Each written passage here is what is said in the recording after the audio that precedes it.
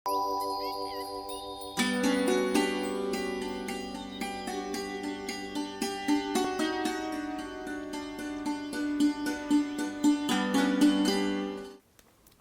को मैत्रीपूर्ण जय भीम, नमो बुद्धाय. जय भीम, नमो बुद्धाय. So, dear brothers and sisters, we say Jai Bhim. तो भाई और बहनों, हम जय भीम कहते हैं. We say Jai Bhim all the time. और हमेशा ही हम जय भीम कहते हैं. But what do we really mean when we say Jai Bhim? लेकिन वाकई में हम क्या कहना चाहते हैं या इसका मकसद क्या है जब हम जय भीम कहते हैं. I remember when I first came to India, I learnt this expression, Jai Bhim. तो मुझे अभी याद है जब मैं पहली बार भारत आया था तो मैं यह अभिव्यक्ति या यह कहना सीखा, जय Bhim. And I knew it was what Buddhists said to each other when they met. और मैंने यह जाना कि जब बौद्ध लोग आपस में मिलते हैं तो यह वे लोग जय भीम कहते हैं. But it took me some time to realize what the words actually meant. लेकिन मुझे कुछ समय लगा वाकई में यह शब्द का अर्थ क्या है जानने के लिए. Of course, Bhim is the diminutive, the short form of Bhimrao. निश्चित ही भीम जो है यह भीमराव का संक्षिप्त रूप है. And that was the first name of Dr. Bhimrao Ramji Ambedkar. और यह पहला नाम था डॉक्टर भीमराव रामजी आम्बेडकर इनका. And of course, Bhim therefore is referring to babasaheb. इसलिए भीम यहाँ जो है वह बाबा साहब के लिए कहा गया है. So what about Jai? अब जय के बारे में क्या? Well, of course it means victory. निश्चित ही इसका अर्थ विजय है. But what are we saying when we say victory, if you like, to babasaheb? लेकिन फिर इसका क्या अर्थ होता है जब हम भीम की विजय कहते हैं? What does victory mean for babasaheb? बाबा साहब के जीत का अर्थ क्या होता है? Well, if you want to know what victory is, you have to know what the aim of the fight is. तो अगर आपको विजय को जानना है तो आपको यह भी जानना होगा कि विजय का मकसद क्या है, वो जीत का मकसद क्या है. If a king fights another king, what is victory? अगर एक राजा दूसरे राजा के साथ लड़ाई लड़ता है तो फिर जीत का मतलब क्या होता है? It's when the opposing king's army is defeated and his land is conquered. जब कभी भी कोई विरुद्ध जो राजा होता है, उसका दुश्मन होता है, उसको जीतते हैं, उसकी जमीन हम जीतते हैं और फिर वो जीत कहलाई जाती है. What was victory for the Indian people in 1947? तो 1947 में भारतीय लोगों के लिए जीत क्या थी? It was when the British went. जब अंग्रेज भारत छोड़ के चले गए. It was when independence came. और जब स्वतंत्रता हासिल हुई. So what is victory for babasaheb? तो फिर बाबा साहब के विजय का अर्थ क्या है? What is the point at which victory has been achieved?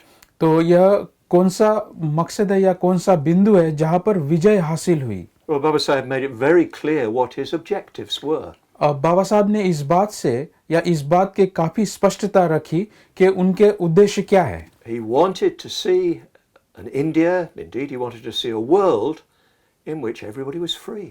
वो देखना चाहते थे ऐसा भारत ही नहीं सारा विश्व जहाँ हर मानव मुक्त है. Where nobody was oppressed. और जहाँ कोई भी उत्पीड़ित नहीं है. Everybody could fulfill their potential. हर कोई अपनी क्षमता की पूर्ति तक पहुंच सकता है. Nobody was subject to the force of other people. और कोई भी किसी के लिए जोर जबरदस्ती या उत्पीड़न उनका करता नहीं है. People could live the kind of life they wanted to live.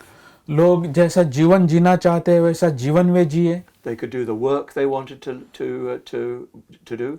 और जो काम वो करना चाहते हैं वो काम वो कर सके. They could marry who they wanted. और जिस किसी के साथ वो शादी करना चाहते हैं उनके साथ वो अपना विवाह कर सके. They could eat with who they wanted. और जिसके साथ वो खाना खाना चाहते हैं उसके साथ वे खाना खा सके. He wanted liberty. वे चाहते थे स्वतंत्रता. So until there's real liberty, certainly in India, and maybe we could say all over the world, Bhim is not Jaya.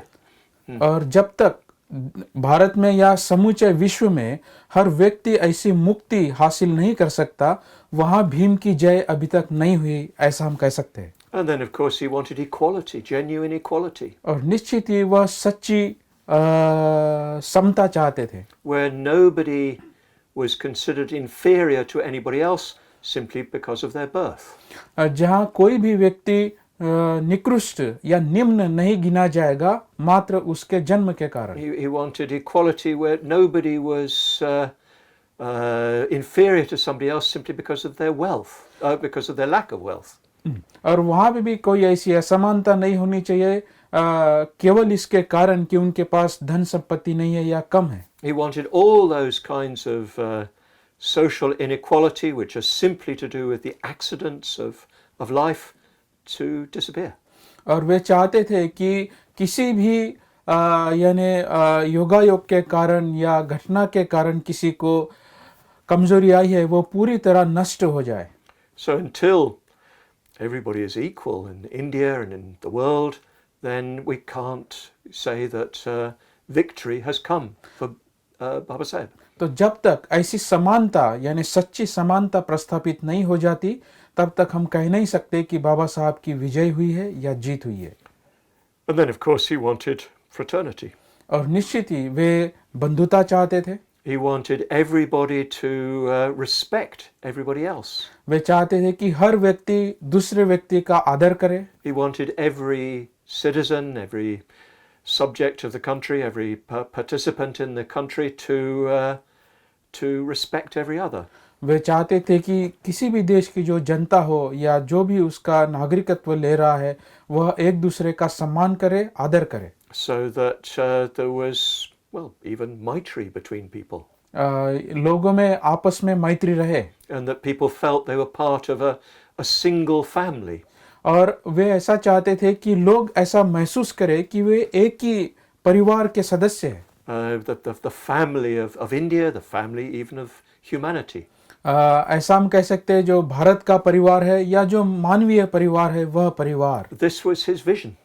यह उनकी दृष्टि थी। He said that this was his ideal society. वे चाहते थे कि आदर्श समाज कि यह उनकी कल्पना है। And he hoped that this would come to India.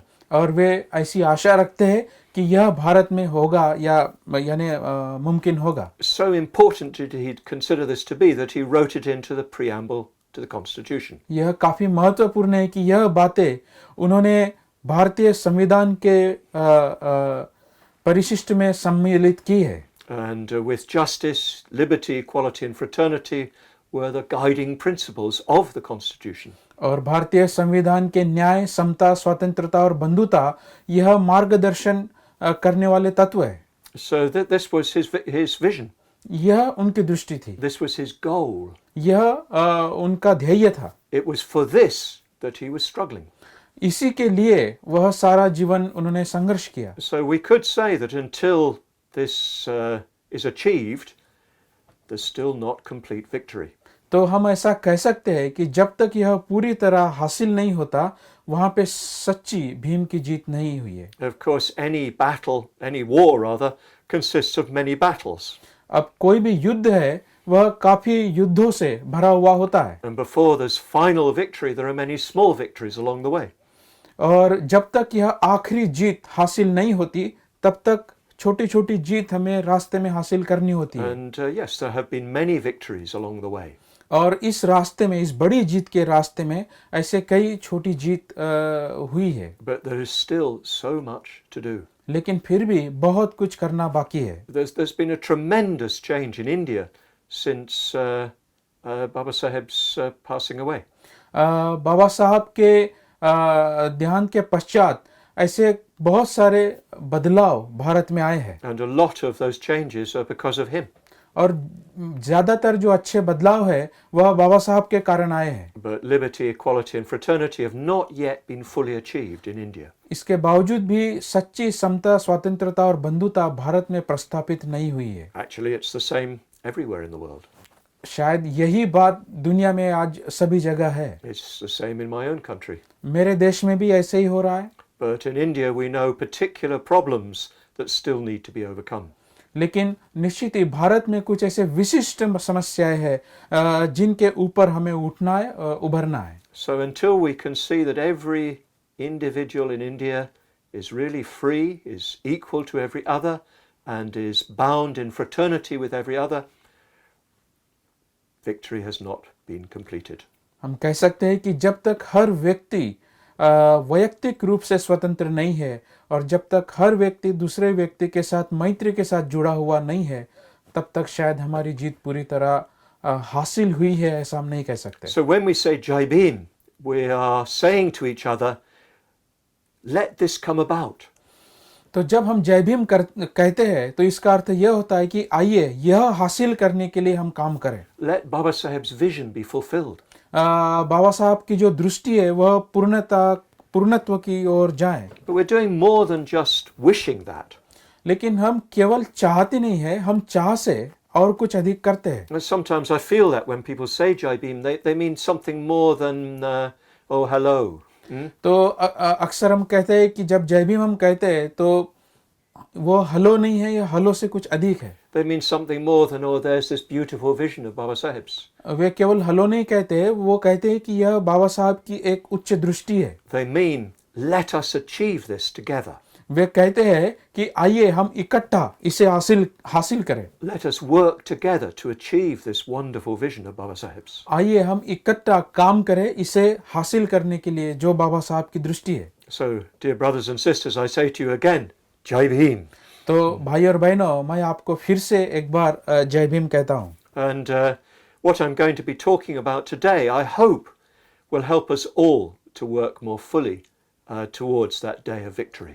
तो आज जो कुछ भी मैं कहने जा रहा हूँ शायद यह हमें मदद करेगा यह जीत को पूरी तरह हासिल करने के लिए. So how is that victory to be achieved? तो कैसे हम इस जीत को हासिल करें? This is what we need to really understand. यह हमें अच्छी तरह समझना होगा. If you want to win a battle, you need a strategy. अगर आपको युद्ध जीतना है तो वह युद्ध की स्ट्रैटेजी या उसका जो तंत्र है वह आपको जानना होगा. If you've just got a general desire for victory, it won't come about. केवल आपकी इच्छा या मनीषा से ही वह जीत हासिल नहीं होती. Especially you need to see where the real strength of the enemy lies. आपको देखना होगा कि वाकई में दुश्मन की जो शक्ति है या उसकी ताकत है वो कहाँ है. So babasaheb had a very keen analysis of this. तो बाबा साहब ने इसकी काफी गहरी समीक्षा की है. He saw where the problem really lay. उन्होंने देखा कि कहाँ वाकई में समस्या धसी हुई है, बसी हुई है. It worked in so many ways throughout his life. अपने जीवन में उन्होंने कई माध्यमों से काम किया. First of all, he got a very good education. सबसे पहली बात तो उन्होंने बहुत ही अच्छी शिक्षा हासिल की. The best that could be achieved in the world at that time. उस वक्त दुनिया में सबसे अच्छी या सर्वोत्तम शिक्षा जो हो सकती थी वह उन्होंने हासिल की. But he realized very quickly when he came back to India that wasn't enough. लेकिन जब वे भारत में वापस आए तब उन्होंने यह समझा कि यह पर्याप्त नहीं है. People still saw him in the old way. अभी भी लोग जो पुरानी परंपराएं हैं उसी हिसाब से दुनिया को देखते हैं. Even though he'd achieved a certain amount of freedom himself, he saw that countless crores were still subject to the old slavery. भले ही उन्होंने अपने आप के लिए कुछ हद तक स्वतंत्रता हासिल की थी लेकिन अभी भी ऐसे कई करोड़ों लोग हैं जो उसी गुलामी का विषय है. And then he worked in so many ways to give courage to the oppressed masses. इसलिए उन्होंने कई तरीके से काम किया कि यह जो उत्पीड़ित लोग हैं उनको साहस प्रदान करने के He लिए. woke them up to their oppression. उनका जो उत्पीड़न है उस उत्पीड़न के खिलाफ उन्होंने उनको सजग किया, जागरूक किया. He gave them courage, he gave them purpose. उन्होंने उनको साहस दिया, उन्होंने उनको ध्येय दिया. We know the many ways he worked. हमने देखा है कि अलग अलग कई तरीकों से उन्होंने काम किया अपने जीवन में. He did various social agitations. कई सामाजिक जो संघर्ष है वो सामाजिक संघर्ष उन्होंने किए. He engaged in labor struggle. उन्होंने जो कामगार लोगों का जो संघर्ष है उनके साथ उन्होंने काम किया. And he entered politics. और राजनीति में उन्होंने प्रवेश किया. He was mobilizing the oppressed masses to stand up for their rights. वे उन जो लोग हैं अपनी जनता है उनको वह संचालित कर रहे थे, जगा रहे थे उनके गुलामी के खिलाफ. And we know he was a man of such outstanding abilities that he could not be ignored. और हम जानते हैं कि बाबा साहब एक अप्रतिम और ऐसे महान व्यक्ति थे जिनको नज़रअंदाज करना मुश्किल था. The British could not ignore him, अंग्रेज लोग उनको नज़रअंदाज नहीं कर पाए and he was brought into the Viceroy's cabinet. और वे वाइसराय के कैबिनेट में यानी उसके सदस्य थे. And while he was there as Labour member, he laid down the foundation of labour law for India, which is still the basis today. और उस वक्त जब वो कामगार कानूनी के सदस्य थे, उन्होंने कामगारों के लिए जो सुविधाजनक है ऐसे नियम बनाए जिसकी बुनियाद आज भी भारत में चल रही है. So that the labour rights that people have today are founded on babasaheb's work. तो आज जो भी कामगार लोगों के लिए जो हक है, उस हक की बुनियाद रखने वाले बाबा साहब है. And after independence, again, they could not ignore him. और आज़ादी के बावजूद उसके पश्चात भी भारत बाबा साहब को नज़रअंदाज नहीं कर सका. Although we know they tried. हम जानते हैं कि उन्होंने उन्हें नज़रअंदाज करने की कोशिश की. But he was brought into the cabinet as law minister, justice minister. लेकिन पहली भारत के सरकार में वे कानून मंत्री बने. And he did a great deal of work in that capacity. और इस प्रकार से वहाँ जो भी क्षमताएं थी उससे उसके द्वारा उन्होंने महान कार्य किया. For instance, he tried to establish proper democratic rights for women in India. जैसे कि उदाहरण के लिए उन्होंने महिलाओं के लिए लोकतांत्रिक जो अधिकार है वह लोकतांत्रिक अधिकार प्रस्थापित करने के लिए कोशिश की. He was unsuccessful because of the forces of counter-revolution, but still what he achieved at that time is the basis for what you have now. तो उस वक्त जो भी सरकार थी, उस सरकार ने उसे स्वीकारा नहीं, लेकिन उसके बावजूद भी आज जो कुछ भी अधिकार महिलाओं को मिले हैं उसकी नींव बाबा साहब ने उस वक्त रखी. And of course, one of his finest achievements was the architecture of the Indian Constitution. और निश्चित ही उनकी एक महान उपलब्धि यह भी थी कि वे भारत के संविधान के निर्माता हुए. Even though the Constitution was not really what he had fully wanted, it was still very much his own vision that lay behind it. भले ही जैसा वो संविधान चाहते थे वैसा पूरा संविधान वे बना नहीं पाए हो, लेकिन जहाँ तक जो भी संविधान उन्होंने प्रदान किया है वह उनके दृष्टि को यानी दर्शाता है. And he established in the Constitution 5 fundamental principles that have had a huge effect on the lives of millions of people. और जो 5 मूलभूत अधिकार है, उन मूलभूत अधिकारों के कारण एक आमूलाग्र परिवर्तन भारत के समाज में आया. He wrote into the Constitution the complete outlawing of discrimination. निश्चित ही उन्होंने संविधान में यह लिखा कि किसी भी प्रकार का भेद जो है वह नष्ट होना चाहिए. So the whole state of India is committed to getting rid of that discrimination. तो यह भेद जो गैर कानूनी है, सारा भारत इसके लिए कटिबद्ध है संवैधानिक रूप से. This is deeply significant. यह काफी गहराई से इसका महत्व है. What the Constitution of a country says establishes its what babasaheb called constitutional morality. तो जो भी भारतीय संविधान कहता है वह भारत के ऊपर लागू है, जिसे बाबा साहब कहते हैं संवैधानिक नैतिकता. With any country, whatever their constitution, that constitution embodies its moral principles. तो जो जिस किसी भी देश का जो भी संविधान होता है वह संविधान उस देश को नैतिक मूल्य देता है. And India has in its foundational principles the principle of overcoming discrimination. और भारत की बुनियाद में संवैधानिक रूप से यह नियम है कि किसी भी प्रकार का भेदाभेद है उसके ऊपर वो उठे, उससे वे उभरे. And then he established special protection for the oppressed minorities. और उन्होंने कुछ विशेष अधिकार या संरक्षण जो माइनॉरिटीज है उनके लिए उन्होंने दी. In other words, for against caste atrocity and so forth. जैसे कि एक जाति का दूसरे जाति के विरोध में जो संघर्ष होता है वह ना हो. And then he established reservations. और फिर उन्होंने जो रिजर्वेशन है, आरक्षण का निर्माण किया। In the first place, reservations in education, सबसे पहली बात जो शिक्षा है, उस शिक्षा में आरक्षण। because without those reservations, people who come from very poor and illiterate backgrounds can't make progress. अगर आरक्षण नहीं होता तो जो भी लोग गरीब या अशिक्षित समाज से आते हैं वह विकास नहीं कर पाते। And they would simply go on just passing on their illiteracy, their lack of education to their own children. और जो अशिक्षितता जो है वह वैसी ही बरकरार रहेगी अगर आरक्षण नहीं होगा तो। Because they just wouldn't be able to get the places in schools and colleges and so on. क्योंकि उनको जगह नहीं मिलेगी जो भी स्कूल या कॉलेजेस है वहाँ। Then, of course, he established reservations in government jobs. और उसके बाद उन्होंने जो सरकारी नौकरियां है उन सरकारी नौकरियों में उन्होंने रिजर्वेशंस दिए, आरक्षण दिए। And that means that the SC and ST people have a voice in administration, police, etc.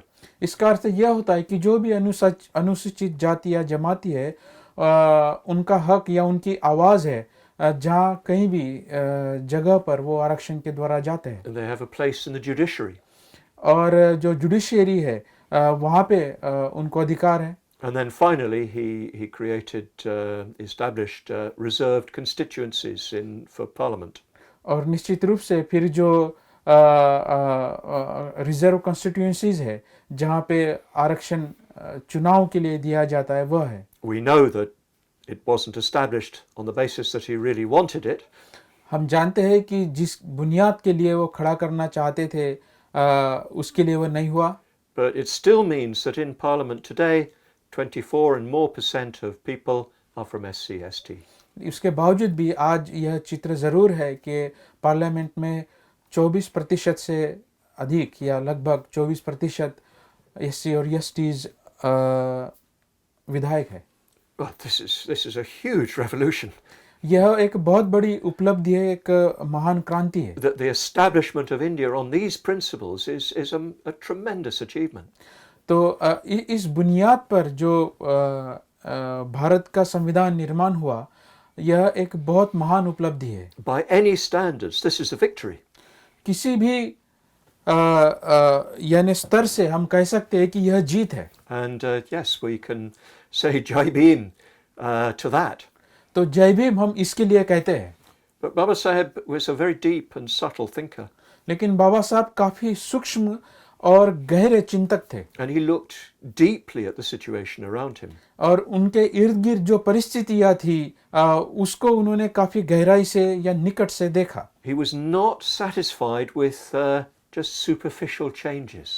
वे जो ऊपरी बदलाव है वे केवल ऊपरी बदलाव से वे समाधानी नहीं थे। He wasn't satisfied with his own achievements. अपनी उपलब्धि के कारण भी वे जो उन्होंने स्वयं हासिल किया उससे भी वे समाधानी नहीं थे। He saw that despite all these constitutional legal provisions, the old inequality continued. वे जानते थे कि भले ही संवैधानिक और कानूनी हक हासिल किए जाए जो पुरानी गुलामी है वह सातत्य से निरंतर चलती रहेगी। And he understood very clearly where the problem lay. और काफी स्पष्टता से उन्होंने यह समझा कि कहाँ समस्या अटकी हुई है या रुकी हुई है। And of course he laid this out already many years before in that key work of his, annihilation of caste. और निश्चित रूप से उन्होंने कई साल पहले इस बात को कहा जो उनका एक अपना प्रसिद्ध और सबसे मूल्य ग्रंथ है जाति का उच्छेद। He saw probably more clearly than any great reformer has seen, certainly in recent times, the source of the problem. निश्चित रूप से उन्होंने समस्या को इतने गहराई से देखा जबकि किसी भी समाज सुधारक ने शायद इतने गहराई से इसे देखा ना हो। However much you change the constitution, however much you change the legal framework, the mentality remains the same. आप कितने भी संविधान बदले या कितने भी कानून बदले, जो मानसिकता है वह मानसिकता वैसी ही बनी रहती It's है. the underlying culture that carries oppressive attitudes. क्या होता है कि गहरी जो संस्कृति है वह संस्कृति के नजरिए में ही उत्पीड़न बसा हुआ होता है, बंदिश होता है. And he very, very famously analysed the nature of caste. और यह प्रसिद्ध है, सब लोग जानते हैं कि उन्होंने कास्ट के स्वभाव को जाना. This is one of my favourite passages from babasaheb. बाबा साहब के सभी लिखानों में से यह मेरा एक प्रिय परिच्छेद है. I quote this again and again, as many of you will know. मैं बार बार इस बात को कहते रहता हूँ, शायद आप में से कई लोग जानते हो. Babasaheb said, caste is a notion, a state of mind. बाबा साहब ने कहा कि जाति जो है यह मानसिक धारणा है, मानसिक स्थिति है. It's not a wall or a line of wire between people. यह कोई दीवार नहीं है या कोई रस्सी खींची हुई नहीं है दो लोगों के बीच में. Caste doesn't really exist. जाति का अपना कोई अस्तित्व नहीं है. It's just a notion in the mind. यह आपके मन की भावना है या धारणा है. And of course, even more important than saying where it is to recognize that it doesn't have to be there. तो अगर आप इसको अधिक गहराई से अगर देखते हो तो हम यह जानते हैं कि यह वहाँ नहीं होनी चाहिए जहाँ हम इसे देखते हैं. So babasaheb says, what mind creates, mind can undo. तो फिर बाबा साहब कहते हैं कि जो मन तैयार कर सकता है उसे मन नष्ट भी कर सकता है. What an extraordinary statement for somebody to say from in that situation at that time. तो यह कितना अप्रतिम वाक्य है या विधान है ऐसे व्यक्ति का जो उस वक्त वैसी परिस्थितियों में उन्होंने कहा. At that time, caste was so established, so firm, and so oppressive. ऐसे वक्त जहाँ जाति की जो जड़ें है वह काफी मजबूत थी, अच्छी तरह विकसित थी. But babasaheb says it doesn't have to be like that. लेकिन फिर भी बाबा साहब कहते हैं कि जरूरी नहीं है इसका स्वभाव या अस्तित्व इस प्रकार का रहे. What mind creates, mind can undo. क्या मन तैयार करता है, मन नष्ट कर सकता है. What doesn't exist can be dissolved. अब जो अस्तित्व में ही नहीं है उसको नजरअंदाज नहीं, उसको पूरी तरह नष्ट किया जा सकता है. This is a wonderful statement, so optimistic, so encouraging. तो यह एक सुंदर विधान है जो काफी प्रेरणादायी है और आशावादी है. So inspiring. काफी प्रेरणादायी है. We can get rid of this thing. इस परंपरा से यानी जाति की परंपरा से हम मुक्त हो सकते हैं. We can get rid of it because it just exists there. It doesn't exist in reality. हम इससे मुक्त हो सकते हैं क्योंकि यह हमारे मन में बसी हुई है. ऐसी कोई बाहर निर्मित कोई ऐसी वस्तु नहीं है. You can't find caste anywhere. कहीं हम जाति को ढूंढ नहीं सकते. You know, for instance, in my country, we have our own prejudices, but we don't have caste. तो मेरे देश में भी ऐसी पूर्व धारणाएं है लेकिन यहाँ जाति नहीं है. So caste is not an inevitable human phenomenon. तो जाति जो है ऐसी कोई कभी भी क्या कह सकते हैं कि हम कह सकते हैं जाति कोई ऐसी बात नहीं है जो मानवीय प्रक्रियाओं का एक अविभाज्य अंग है. It's not in the blood, for instance. जैसे कि यह मानवीय रक्त में नहीं है. As long as the blood group is the same, anybody from any caste can give blood to somebody else. जैसे कि आपका अगर ब्लड ग्रुप एक दूसरे से मिलता है तो किसी भी जाति का व्यक्ति किसी भी जाति के व्यक्ति की जान बचा सकता है. If you get blood from a blood bank or whatever, you don't know where it comes from. अब जो ब्लड बैंक से आप ब्लड लेते हैं आपको पता नहीं होता है उसकी जाति क्या है. So it's not anything to do with physical reality. तो ऐसी भौतिक सत्यता से इसका कोई मतलब नहीं है, वास्ता नहीं है. It's to do with the attitudes of the mind. यह आपके मानसिक धारणा से इसका संबंध है. We're going to have a lot more to say about this in our next presentation. तो इसके बारे में हम अधिक कहेंगे हमारे आने वाले प्रेजेंटेशन में. Because to me this is the key insight of babasaheb. क्योंकि मुझे ऐसे लगता है बाबा साहब की यह एक मुख्य और केंद्रीय दृष्टि है। He said, this is where the fight needs to be fought. तो वे कहते हैं कि यहाँ पे हमें लड़ाई लड़नी है। Yes, there's a lot of other things that need to be done. निश्चित ही अदर कई समस्याओं से हमें सामना करना है, Very, very important things. वो काफी महत्वपूर्ण है, But the battle needs to be fought in the human mind. लेकिन अंततः जो युद्ध है वह मानवीय मन में लड़ना है। We could even say in the human heart. ऐसा हम कह सकते हैं कि मानवीय हृदय में यह लड़ाई लड़नी है। So Babasaheb realized that in order to eliminate this idea, to undo this idea, there needed to be a complete change in outlook. तो बाबा साहब जानते थे कि अगर हमें पूरी तरह इससे मुक्त होना है तो हमारी जो दृष्टि है उस पूरी दृष्टि को बदलना है। You know, if you've got an operating system in a computer that doesn't work, well, you need to put in a new operating system. अगर कंप्यूटर में ऑपरेटिंग सिस्टम अगर काम नहीं कर रहा है तो उस कंप्यूटर में आपको नया ऑपरेटिंग सिस्टम रखना पड़ता है। So Babasaheb said we need a new operating system for India. तो बाबा साहब कहते हैं कि भारत के लिए एक नए ऑपरेटिंग सिस्टम की आवश्यकता है। We need to take out the old one and put the new one in. तो हमें जो पुरानी ऑपरेटिंग सिस्टम है उसे निकालना है और एक नई ऑपरेटिंग सिस्टम उसमें डालना है। And we need an attitude, a way of looking at the world that is a basis for liberty, equality and fraternity. तो हमें इस प्रकार की दृष्टि को लाना है जिसकी बुनियाद समता, स्वतंत्रता और बंधुता होगी। And so he said that what we need is to become Buddhists. और वे यह भी कहते हैं कि क्या आपको बनने की आवश्यकता है, आपको एक सच्चा बौद्ध बनने की आवश्यकता The है। old system of thinking supports caste. क्योंकि जो पुरानी व्यवस्था जो है वह व्यवस्था जाति को समर्थन करती है। So we need to get rid of it and take on a way of looking at the world that supports liberty, equality and fraternity. तो हमें उस व्यवस्था को निकालना है और ऐसी व्यवस्था को डालना है जो समता, स्वतंत्रता और बंधुता का समर्थन करती है। And of course, Babasaheb, after much careful thought and exploration, chose the Buddha Dhamma. और निश्चित ही काफी सावधानी से और गहराई से चिंतन करने के बाद बाबा साहब ने बौद्ध धम्म को स्वीकारा। We know that he was strongly attracted to the Buddha Dhamma personally. हम जानते हैं कि वैयक्तिक रूप से बाबा साहब बौद्ध धम्म की ओर आकर्षित थे, But he thought very carefully before recommending it to his people. लेकिन उन्होंने काफी गहराई से और सावधानी पूर्वक इसे जांचा और परचा इसके पहले कि अपने अनुयायियों को वो बौद्ध धम्म दे। He chose the Buddha Dhamma because it was reasonable.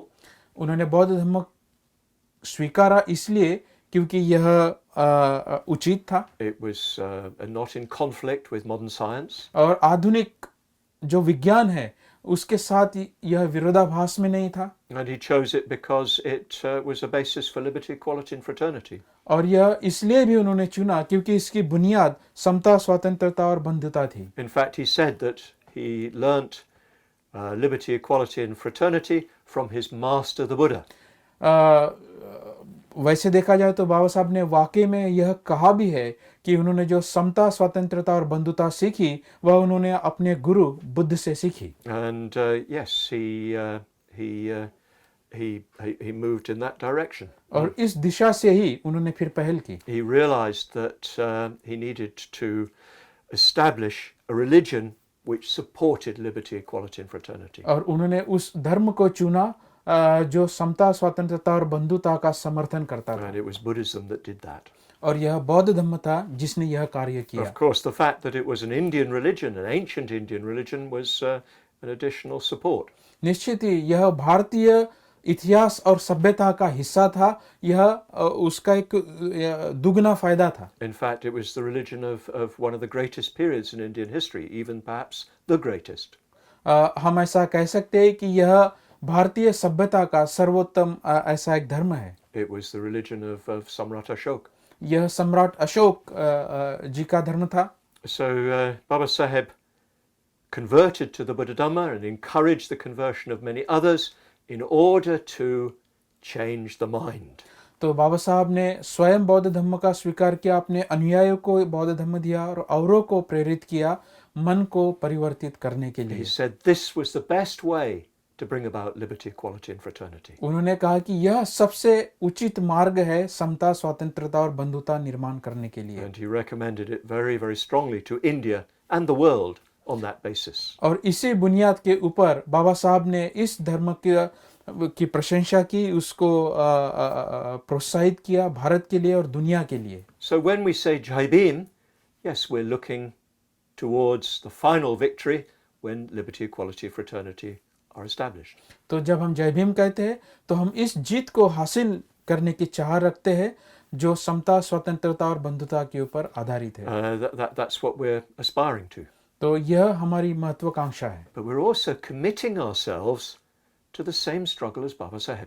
लेकिन हम उसी संघर्ष के लिए कटिबद्ध होते हैं जो संघर्ष स्वयं बाबा साहब ने उठाया। And we're committing ourselves to living a Buddhist life. और हम अपने आप को कटिबद्ध करते हैं ऐसा बौद्ध जीवन जीने के लिए। We're committing ourselves to making this radical change in ourselves and helping others to make that change in themselves. तो हम इस बात के लिए कटिबद्ध होते हैं कि ऐसा अमूलाग्र परिवर्तन हम अपने यानी स्वयं में लाए और हम औरों में लाए। So what I'm going to be looking at during this series is how we live the Buddhist life. तो इस श्रृंखला में, इस प्रवचन मालिका के श्रृंखला में मैं इस बात को अभी करीबी से देखने वाला हूँ कि बौद्ध जीवन कैसे जिए। Bauddha Jivan Kesa Jie. We're going to try to see practically what each of us can do in order to bring about that victory. तो हम प्रात्यक्षिक रूप से देखने वाले हैं कि कैसा हम जी सकते हैं ताकि हम यह जीत को हासिल कर पाए। We're going to be looking at 4 things.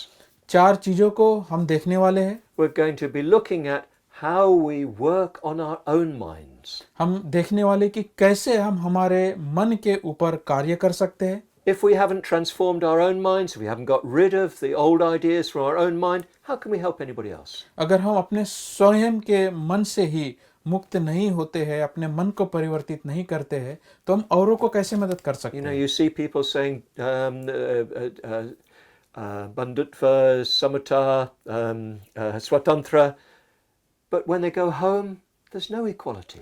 तो लोग ऐसा नारा जरूर लगाते हैं, समता, स्वतंत्रता और बंधुता, लेकिन घर में जब वो जाते हैं तो समता, स्वतंत्रता और बंधुता नहीं होती है। How do the men treat their women?